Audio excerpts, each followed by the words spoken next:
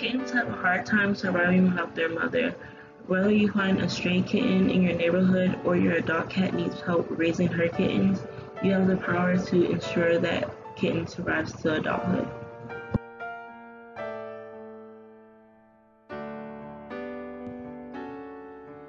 Though kittens have a high survival rate, there is still a percentage of kittens who don't make it. In one study, it was found that 7% of kittens were stillborn, while 9% died due to fading kitten syndrome, which can be compared to sudden infant death syndrome that happens to some human babies. A kitten can suffer from fading kitten syndrome during the first 8 weeks of their life, and some symptoms may include hyperthermia, extremely low weight, and the inability to nurse properly. Fortunately, there is a great percentage of kittens who do survive, which is around 75% to 95%.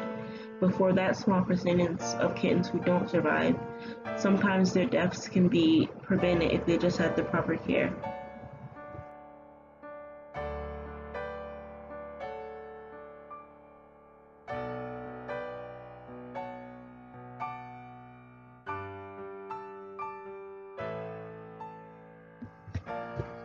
If you have a kitten that is under 5 weeks of age, then you only want to give them kitten formula, which you can find at your pet store or Amazon.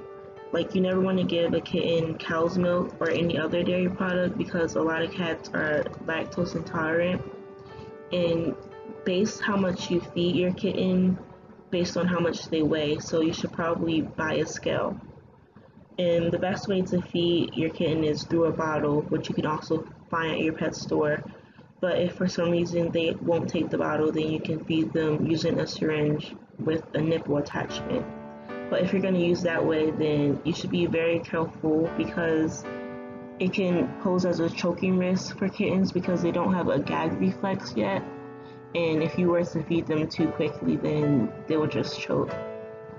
And to get them off of the bottle, start by feeding them a slurry, which is a mixture of solid food and formula. And once they get used to eating their food that way, then you can just switch to solid food on its own and have them eat from a bowl.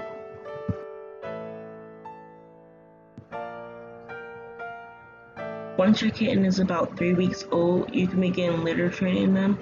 Just make sure you have a litter box that's small enough for them to crawl in and out of, and place it in the corner of a room away from clutter.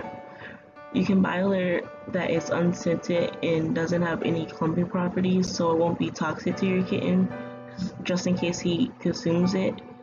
And during bath time, just wash them with lukewarm water and unscented shampoo, and allow your kitten to hear the water running and play with them while the bath is being prepared so they can calm down and know that the water is safe. Newborn kittens need to maintain a body temperature of 85 degrees to 95 degrees, while kittens who are at least 2 weeks old need to maintain a body temperature of 75 degrees. You can monitor if your kittens are comfortable by keeping a thermometer in their living area, and if you have multiple kittens, then pay attention to how they sleep. If they sleep on top of each other all the time, then they may be too cold, while if they sleep far apart, they may be too hot.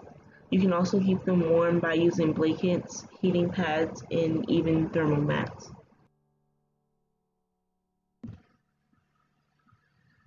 Colostrum is the first milk produced by a mother cat, and it carries the antibodies that protect kittens from multiple diseases. But if a kitten doesn't have a mother, then of course they won't benefit from it. So to make up for it, you can get your cat vaccinated at about 4 weeks of age.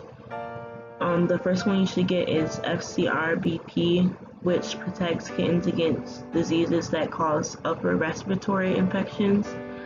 And the next one is rabies, which a kitten can get when they're at least 12 to 16 weeks old.